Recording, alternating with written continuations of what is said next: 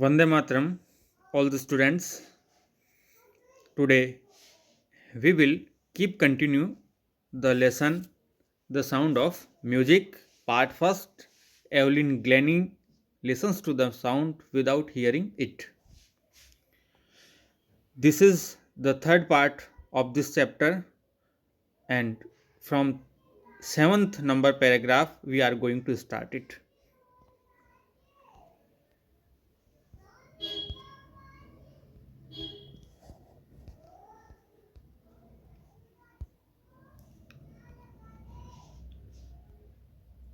As for music, she explains, it pours in through every part of my body. जहाँ तक music के लिए है वो स्पष्ट करती है, एक्सप्लेन करते हैं स्पष्ट करने को, व्याख्या करने को। तो वो स्पष्ट करती है, व्याख्या करती है, कहती है कि ये जो इट आया है म्यूजिक के लिए, कि ये जो म्यूजिक है ये पॉर का अर्थ यहाँ पे है प्रवाहित होने के लिए, कि ये मेरे अंदर प्रवाहित होता है। किसके थ्रू होता है? Every part of my body, मेरे शरीर के प्रत्येक हिस्से के द्वारा ये मेरे शरीर के अंदर प्रवाहित होता है म्यूजिक। यानी म्यूजिक जो है उसको वो सुन नहीं सकती थी, लेकिन वो उसको अलग अलग शरीर के अलग अलग अंगों के द्वारा वो उसे महसूस करती थी। इट टिंगल्स इन द स्किन, वो कहती है कि ये मेरी स्किन जो है उसके अंदर क्या करने का काम करता है? टिंगल्स का या अर्थ है चुभना या स्पंदन। तो मेरी जो स्किन है उसके अंदर ये चुभता है या स्पंदन होता है इसका। माई चीक बोन्स, मेरी जो गालों की हड्डियां हैं उसके अंदर भी ये चुभने का काम करता है, स्पंदन होने का काम करता है। And even in my hair, यहाँ तक कि ये मेरे बालों के द्वारा भी मुझे महसूस होता है।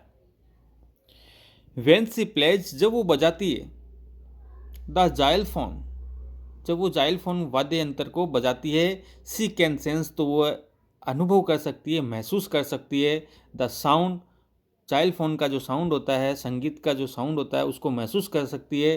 Passing up the stick into her finger tips, जब वो संगीत गुजर रहा होता है किसके थ्रू? स्टिक के थ्रू। जिस स्टिक को लेकर वो उस जाइलफोन को बजाती है उसके द्वारा वो संगीत को महसूस करती है, और वो फिंगर टिप्स के द्वारा, अंगुली के जो छोर होते हैं उसके द्वारा उसके शरीर के अंदर प्रवेश करते हैं।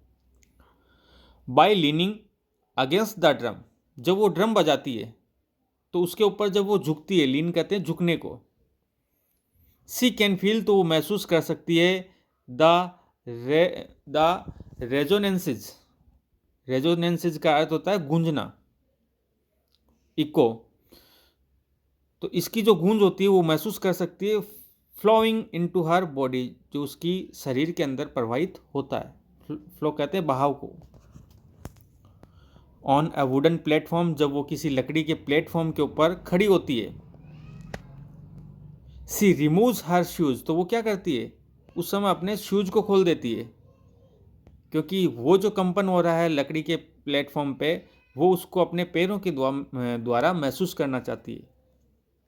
सो दैट वाइब्रेशंस, जिसके लिए वाइब्रेशंस जो होते हैं पास थ्रू हर बेयर फिट, अगर नंगे पाँव रहेगी तो वो कंपन को महसूस कर सके, इसलिए वो शूज वगैरह उतार देती है।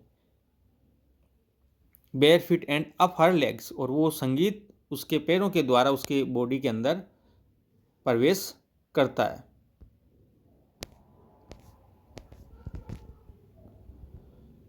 नॉट सरप्राइजिंगली, इसमें कोई आश्चर्य की बात नहीं है।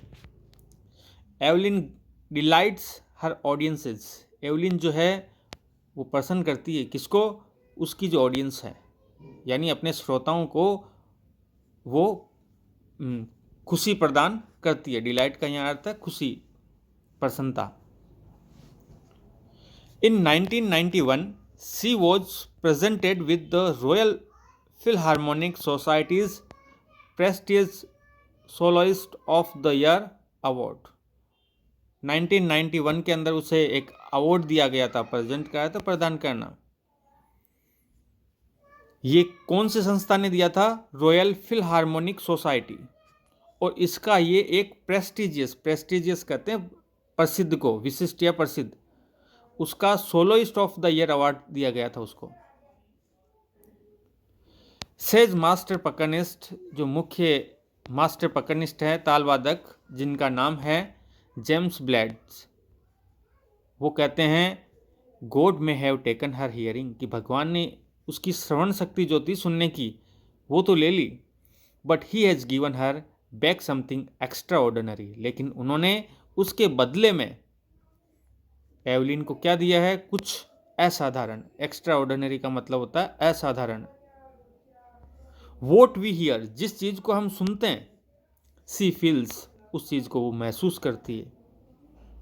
Far more deeply than any of us, हम जितना सुनकर जिस चीज को स्पष्ट पता लगाते हैं, उससे ज्यादा तो वो उस चीज को महसूस करके पता लगा लेती है।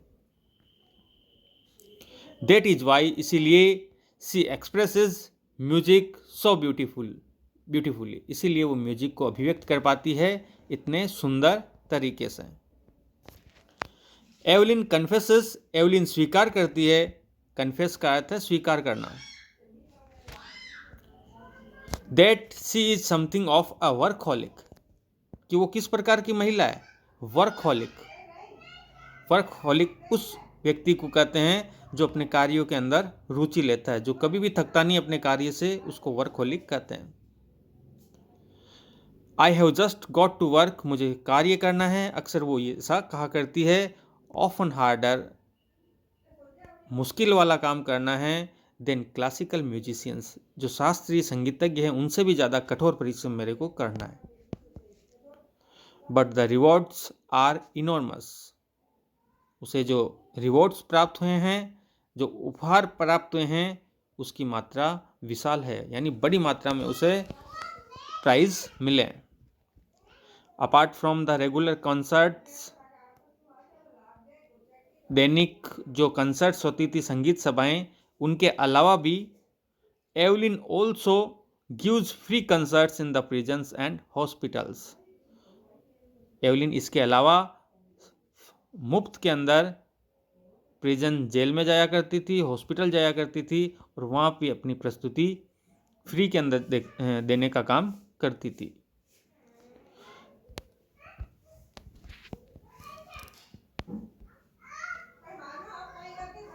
She also gives high priority to classes for young musicians। वो और क्या काम करती थी? जो प्रायोरिटी होती है, अत्यधिक जो श्रेष्ठता या प्रधानता जो देनी होती है, वो किस चीज़ को देती थी? क्लासेज फॉर यंग म्यूजिशियंस, जो युवा संगीतज्ञ होते हैं उनको ज़्यादा महत्व देने का काम वो करती थी। Any रिचलिन of the Beethoven fund for def children says, एक फंड बना हुआ एक संस्था, उसकी एक महिला है एन रिचलिन। किस फंड की है? बीथोवन फंड की। और ये फंड किसके लिए बना हुआ है? डेफ चिल्ड्रन के लिए, जो बहरे बच्चे होते हैं उनके लिए। वो कहती है सी इज़ असाइनिंग इंस्पिरेशन, कि एवलिन जो है वो एक चमकती हुई इंस्पिरेशन है। इंस्पिरेशन कहते हैं प्रेरणा को। वो एक चमकती हुई प्रेरणा है, किनके लिए? डेफ जो चिल्ड्रन होते हैं, जो बहरे बच्चे होते हैं, उनके लिए एक प्रेरणा का काम करती है। They see that there is no where that they can not go.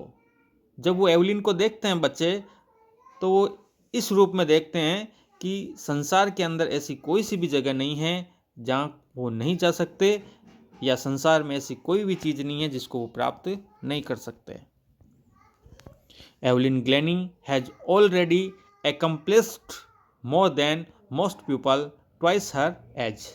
Evelyn Glenny ने पहले से ही प्राप्त कर ली है। accomplished का मतलब है प्राप्त करना। ज़्यादातर लोगों ने जो उसकी एवलिन से डबल एज के थे, दुगनी एज के थे, आयु के थे, जिन्होंने अपने जीवन में जो उपलब्धियां प्राप्त की थी, एवलिन ने उनसे पहले ही वो उपलब्धियां प्राप्त कर ली। आधी उम्र में ही वो उपलब्धियां उन्होंने प्राप्त कर ली। She has brought percussion to the front of the orchestra. उसने ऑर्केस्ट्रा के अंदर जो समूह गायन होता है उसके अंदर परकशन को, ताल वादन को एक आगे लाने का काम किया उसने।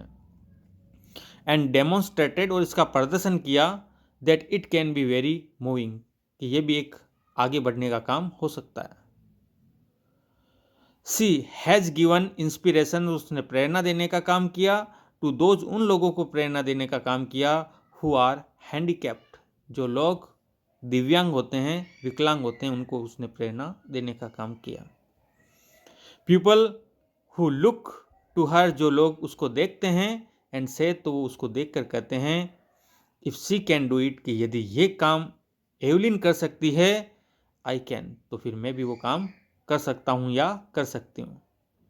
And not the least, she has given enormous pleasure to millions, लाखों लोगों को, मिलियंस मतलब लाखों लोग, उसको उन्होंने, उन लोगों को उसने प्लेजर, प्रसन्नता देने का काम किया है। प्रसन्नता भी कौन सी? इनॉर्मस, विशाल, बड़ी मात्रा में उसने प्रेरणा, प्रसन्नता देने का काम किया है। ये अपना डेबोरा काउली का चैप्टर था एवलिन ग्लेनी के बारे में। Thank you.